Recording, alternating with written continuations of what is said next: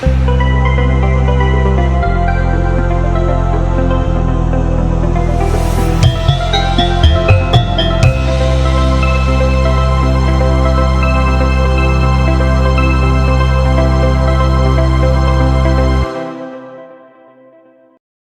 anak-anak, bagaimana kabar kalian? Semoga selalu bersemangat untuk belajar pelajaran pendidikan agama Buddha.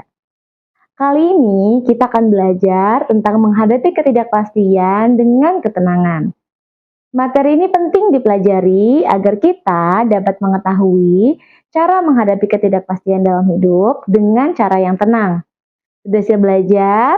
Mari belajar bersama Ibu Angga. Namo Buddhaya.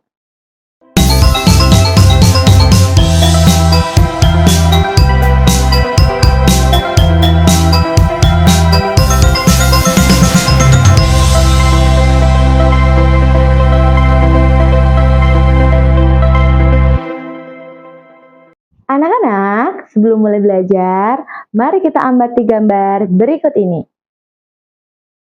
Gambar apakah ini?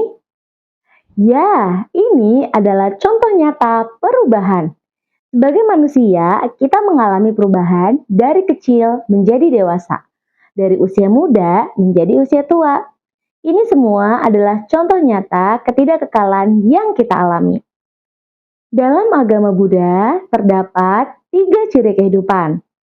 Ketiga ciri atau corak kehidupan tersebut meliputi ketidakpastian atau anicca, penderitaan atau duka, dan tanpa diri atau anatta. Yang pertama adalah anicca atau ketidakpastian.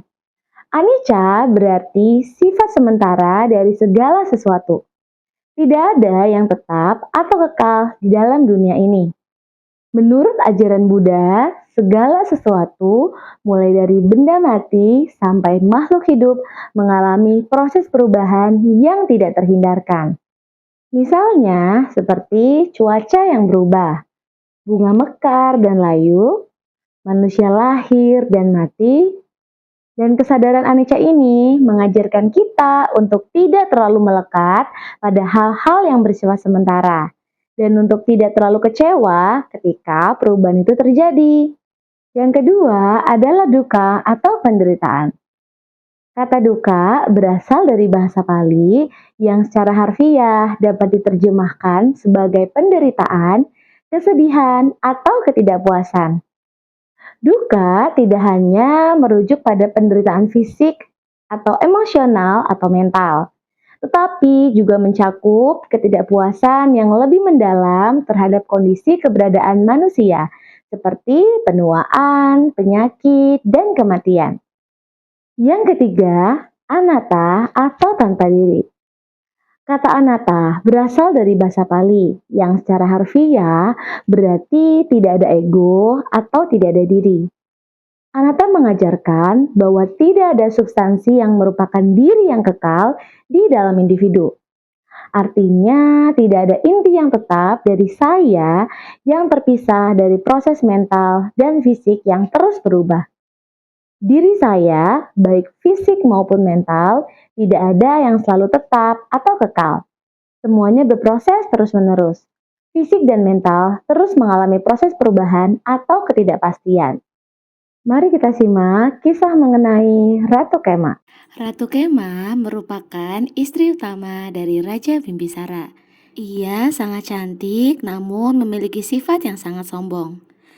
Raja Bimbisara ingin agar ratu pergi ke wihara Welwana dan memberi hormat kepada Sang Buddha. Namun, ia pernah mendengar bahwa Sang Buddha selalu berbicara meremehkan kecantikan, dan karena itulah ia selalu menghindar untuk berjumpa dengan Sang Buddha.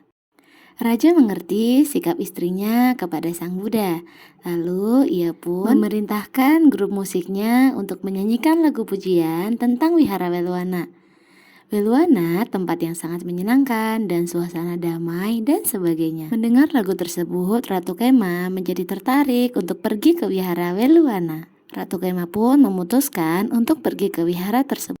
Ketika Ratu Kema tiba di wihara, Sang Buddha sedang membabarkan dhamma kepada para pendengar. Dengan kemampuan batin luar biasa beliau, Sang Buddha dapat membuat penampakan seorang gadis muda yang cantik dan duduk tidak jauh dari Buddha dan sedang mengipasi beliau. Ketika Ratu Kema datang di ruangan tersebut, hanya ia sendirilah yang mampu melihat gadis cantik tersebut. Dirinya membandingkan kecantikannya yang luar biasa dengan gadis tersebut. Ratu Kema menyadari bahwa kecantikan gadis tersebut jauh lebih tinggi dibandingkan dengan kecantikannya. Ketika Ratu memperhatikan dengan seksama gadis tersebut, tiba-tiba kecantikan gadis itu mulai memudar sedikit demi sedikit. Akhirnya Ratu Kema melihat seorang wanita tua jompo yang kemudian berubah menjadi mayat dan tubuhnya tergeletak di depan Sang Buddha. Segera pada saat itu, Ratu Kema menyadari ketidakkekalan dan ketidakberhargaan kecantikannya. Sang Buddha mengetahui keadaan pikiran Ratu Kema. Kemudian beliau berkata, "Oh Kema, lihatlah baik-baik pada tubuh lapuk ini yang terbalut di sekitar kerangka tulang dan merupakan sasaran penyakit dan kelapukan. Lihatlah baik-baik tubuh ini yang dihargai sedemikian tinggi oleh orang bodoh. Lihatlah pada ketidakberhargaan kecantikan gadis muda ini." Setelah mendengar hal itu, Ratu Kema mencapai tingkat kesucian Sotapati. Dari kisah Ratu Kema, kita dapat belajar tentang ketidakkekalan yang dialami tubuh kita. Hendaknya kita pun dapat bijaksana dalam menghadapi perubahan itu. Kita dapat meneladan semangat Sang Buddha dalam menghadapi ketidakpastian dengan ketenangan. Yang pertama, memiliki tekad yang kuat. Percayalah pada diri sendiri dan kemampuan kalian untuk mencapai tujuan. Yang kedua, bersikap sabar. Kemajuan membutuhkan waktu dan usaha. Jangan mudah menyerah ketika kalian menghadapi rintangan. Yang ketiga, berlatih kebijaksanaan. Gunakan akal sehat dan pemahamanmu untuk membuat keputusan yang tepat. Yang keempat, mengembangkan welas asih. Bersikaplah baik dan penuh kasih kepada diri sendiri dan juga orang lain.